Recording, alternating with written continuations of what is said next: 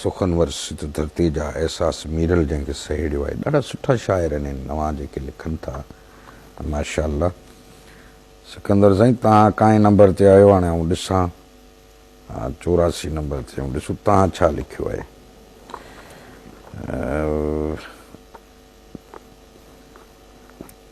वाह साईं वाह। सिकंदर उठो अदबी नालो सिकंदर अली कराची में रहनि था। इंतज़ारीअ जो मज़ो मूंखां न पुछ, बेकरारीअ जो मज़ो मूंखां न पुछ। काल सिंधुअ ते संवारिया वार जंहिं, नाज़वारीअ जो मज़ो मूंखां न पुछ। दीद जंहिंजी सां मुंहिंजी ईद थी, तंहिं मिठी प्यारी जो मज़ो मूंखां न पुछ। थर बिटुनि ते खेल थे खिवणियुनि कया, ख़ुशगवारीअ जो मज़ो मूंखां न पुछ। इहो सुठो। वाह साईं वाह। सिकंदर साईं हाणे पढ़ियोसूं जेको तव्हां मोकिलियो ऐं वरी ही ॿिया खोड़ सारा शाइर आहिनि हिन में घटि न त बि 150 शाइर हिन में शामिल आहिनि ऐं मुख़्तलिफ़ दोस्तनि जो में पंहिंजी दात जा रंग आहिनि। हीअ असांजो दोस्त आहे टंडे अल्लाहयार जो मोहम्मद अली जत। यार मोहम्मद अली मीरजत, तुंहिंजी जेका शाइरी आहे उन खे पढ़ण खां पोइ दिलि चवे थी तव्हांखे कॾहिं यादि कजे। हिकिड़ो दफ़ो पाण टंडे अल्लाहयार में मिलियासीं बाबा गुलाम रसूल सां गॾिजी।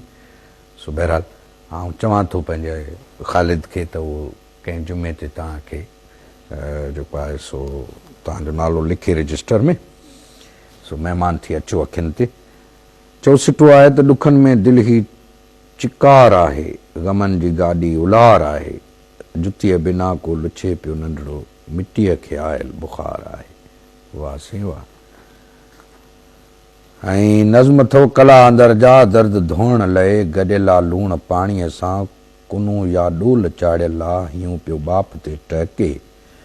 अखियुनि जी झील जे भरिसां अची को दाबड़ो रखिजे, खणी को पूर जो डिंगर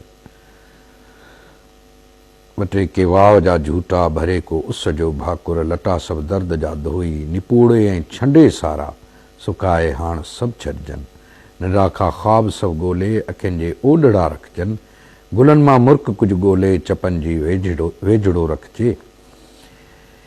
हा किलनि मां माल जां खोले, समूरा टहक जे छॾिजनि। ॿधी कंहिं तार सां पोती, अंदर जे ॿार खे छॾिजे। बहाने तार हिकिड़े जे लुॾी वण ॿार सां बहाने तार हिकिड़े जे लुॾे वण ॿार सां वेठो। ॿधी को छेर जो छमको, कुॾी पए दिलि चरी केॾी। इजो ही ओचितो ई ॾिस हिंदोरे हाव मुंहिंजे में, बदन खे लोड ॾेई का अचे का अप्सरा वेठी।